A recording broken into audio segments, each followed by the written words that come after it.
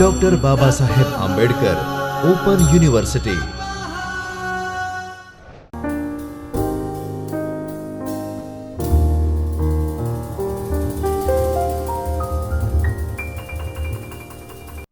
Namaskar dear students, I am Dr. Himanshu Patel and I am working as an assistant professor in School of Computer Science of Dr. Babasaheb Ambedkar Open University, and I am your instructor for this module. In today's module, we will learn how to use telephony manager to get telephone information of your device. So remember, your device may be of type GSM or it may support CDMA, or what is software version installed on your phone, what is your service provider name, what is your service provider country code. All these kind of information we can get using telephony manager. So in today's session we will take one demonstration in which we understand how to use telephony manager to get your telephony information supported by your device. So let us start this demonstration. So on screen you can see welcome to Android Studio dialog box. Here I have written one project for you, that is telephony demo, right? So I am clicking on that. So it will open that project inside Android Studio. First we will understand the permission part. So inside manifest you have to write down certain permissions. Now these permissions is required if you want to read SMS or read phone numbers. These permissions are required to access your geolocation. So find location will give you accurate location, course location will give you rough idea about location. So these two permissions are required for location, and these two permissions are required to read phone state or phone information, telephone information. So for that you require read phone state and read privilege phone state permission. So don't forget to write down these permissions inside your manifest file, right? So this is first prerequisite. Then we have two more files, one is activity file and one is layout file.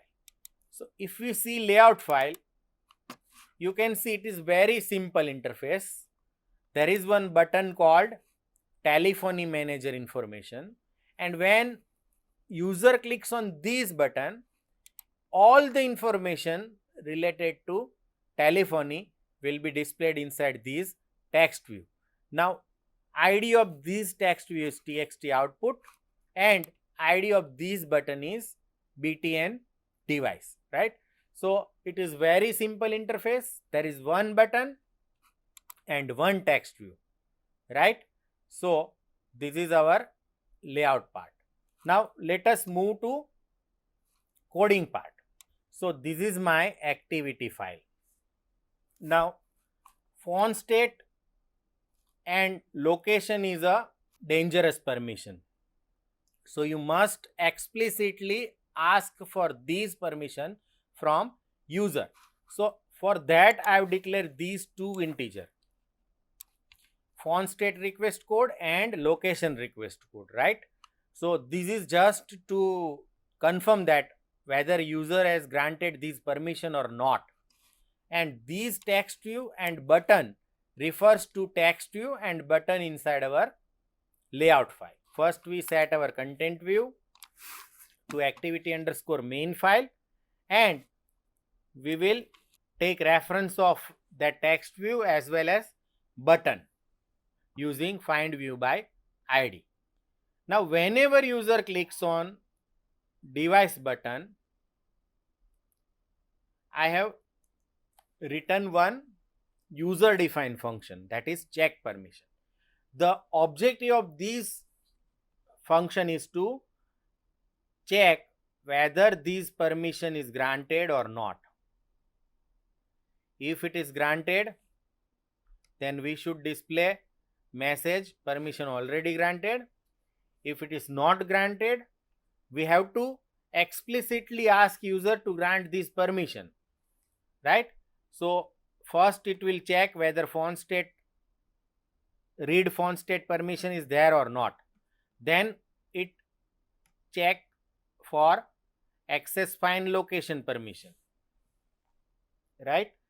And second argument is request code, so that we can know exactly whether it is granted or not, right? So let us first understand check permission. So here you can see check permission. So this is permission and this is my request code, inside which I want to check whether permission is granted or not. So inside this, first we will check whether that permission is granted or not. So we call context compact.check self permission method. The first argument is a context, second is that permission is granted or not. It is compared to permission denied, package manager dot permission denied. It means that permission is not already granted or it is denied. So first we will check whether that permission is denied or granted. If it is denied, then we have to explicitly request that permission.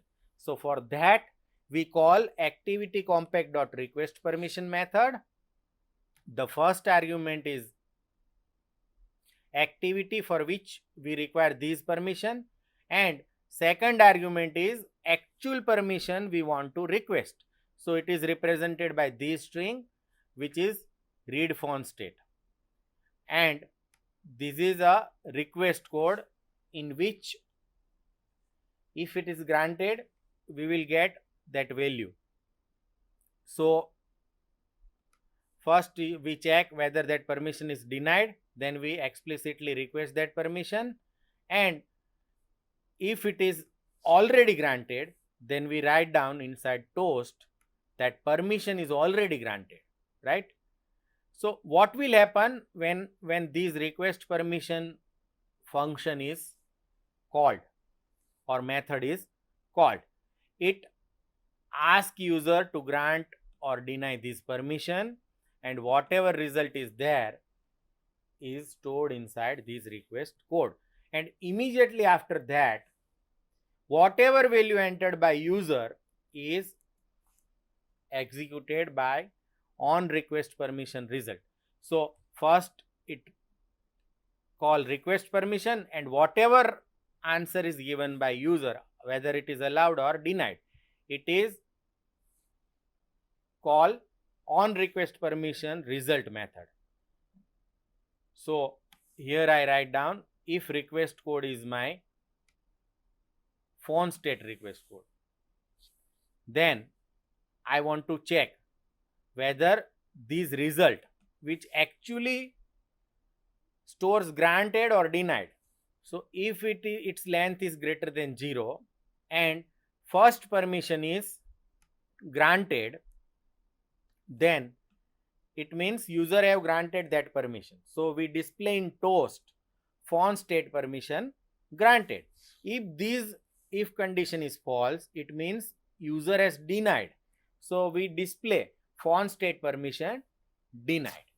So this is how we can check for both the permission, whether font state is granted or not, whether location request is granted or not. So same coding is there, but now we use location underscore request code to check whether that location permission is granted or not.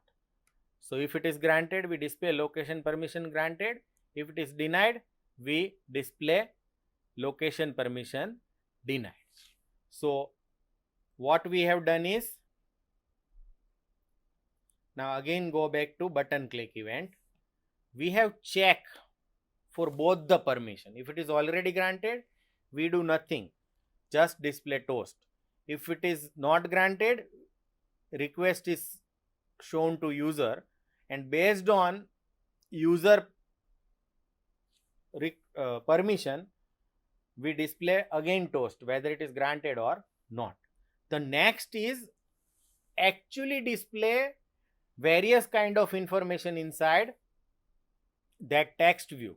So first we have to create instance of telephony manager. So we declare one object of type telephony manager, and using get system service method and providing argument as a context.telephony service, we can create instance of telephony manager. We have telephony manager object is available, so we can fetch various kind of information regarding your device. So I have written one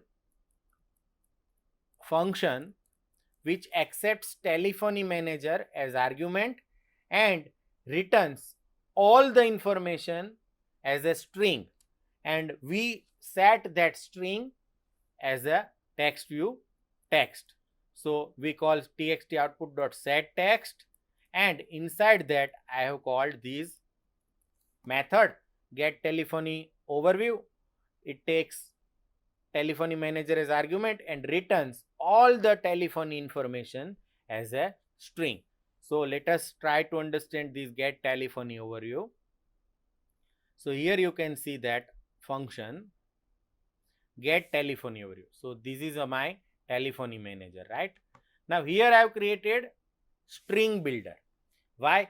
Because there are so many information I want to display, and one line should contain one information. So for that we require this string builder. So I have created instance of string builder object. Now the first thing we want to check is what is my call state. So initially call state string is NA, right? And this is one integer variable call state. So here I call get call state method of telephony manager. Now what it returns is some integer value which represents various state of call. So I write down switch statement and call state as an argument. So if it is a call state ideal, it means there is no activity or there is no ongoing call are there, right? So inside call string I have written idle. It means there is no call activity. If it is call state off hook, it means call is going on and it may be in hold condition or it may be in waiting condition. So that is called state off hook. So I have updated call state string to off hook. The third case may be the call is initiated but call state is ringing. It means actual call is not established but it is ringing. So my call state string is changed to ringing. So this is how we can know current call state using get call state method of telephony manager. The next I want to fetch is GSM cell location. That means where is my mobile is currently in geolocation. So I declare one object of type GSM cell location. So this is object of type GSM cell location, and using get cell location method I can get this cell location. So now this cell location string get LSE.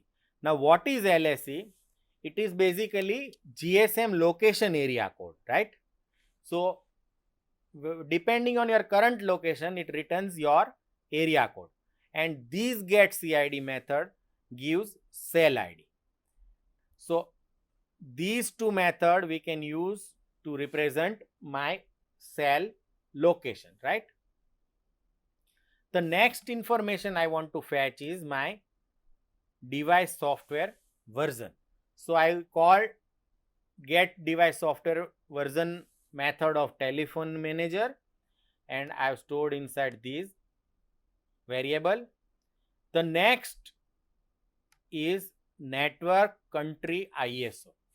So it returns ISO code for country.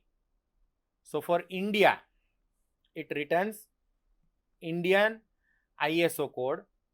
If it is other country, accordingly it returns network country ISO code. Then this is a network operator.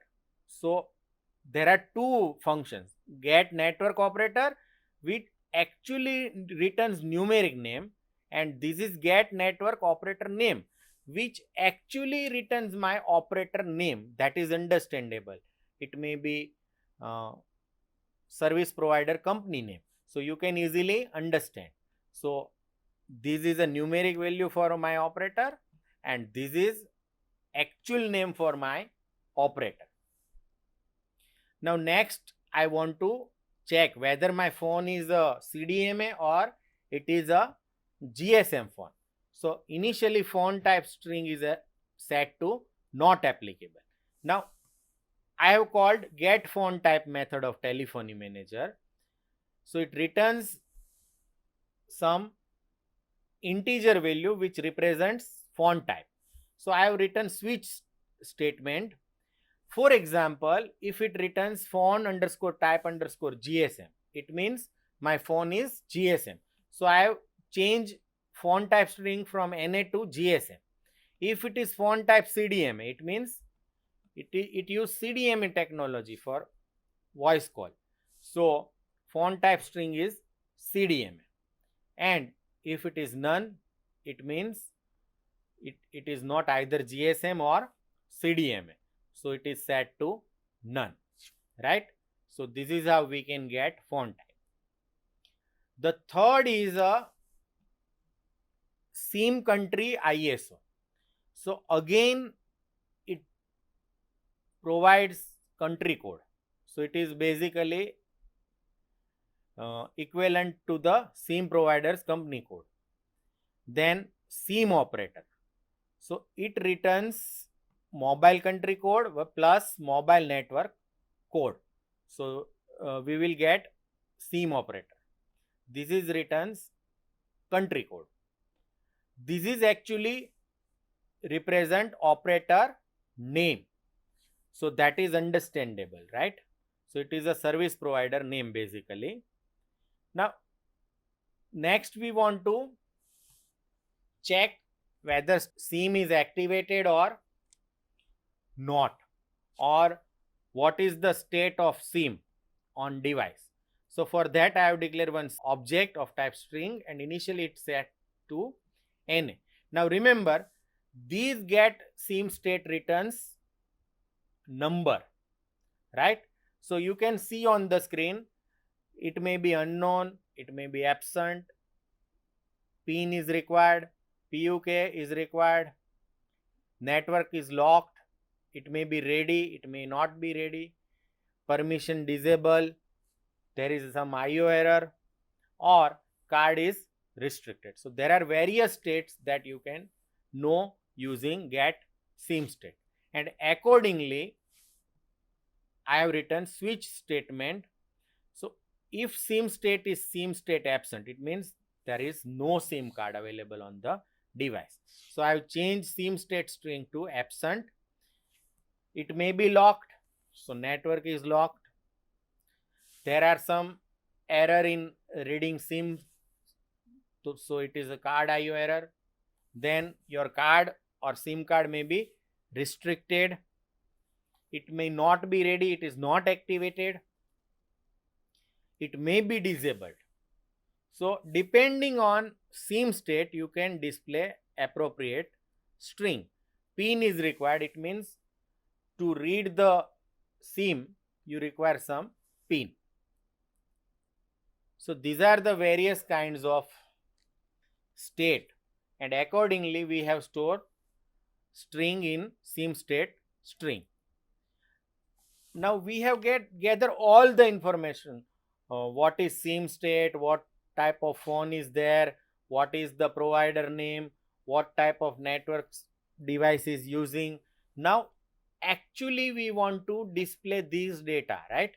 So I have inside string builder, I have called append method. So first line in string builder is telephony manager information. Here I write down /n. It means in new line, it displays call state, whatever represented by call state string, cell location represented by cell location string, software version represented by device software version. So all these information are appended in a string builder, and I have write down return statement. So I have written sb.toString. So entire string builder is returned as a single string using toString method, and that we have uploaded inside these text view. So when button is clicked, you will see all the information on inside my text view. Now let us run this code inside actual device so that you can understand how it works or displays device information or telephony information. So I am connecting my phone with laptop. So you can see my phone is connected now. I am running this app inside my actual device. So Gradle build is running. Now it is installing that inside my device, and after installing it will launch that app inside my phone. Now it is launching that app inside my device. Now I am clicking on this telephony manager information, right? So first it asks whether you want to allow telephony demo to make and manage phone calls. So I am clicking on allow. Now it is asking whether you want to allow telephony demo to access this device location. So I am clicking on while using the app. Now remember, my location must be enabled. So I am make location on so that it can access my location. Now if I click on this telephony manager information, now it displays permission is already granted and displays all the informations. If your location is off, then it cannot display, right? Or it cannot work properly. So the first line is telephony manager information. Now currently there is no any call is going on. So call state is idle. This is my cell location. This is my software version. This is network company country code, which is IN for India. This is my network operator code, that is 40405. My network operator name is VI India.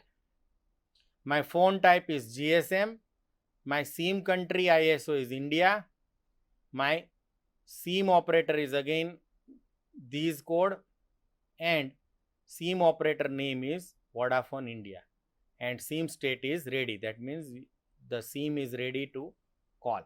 So this is how we can display various types of telephony information using telephony manager. So friends, in this demonstration we have learned how to use telephony manager to get various type of telephony information of your device and what kind of permission you require to access these information. I hope you enjoyed this demonstration. Thank you and happy learning. स्वाध्यायः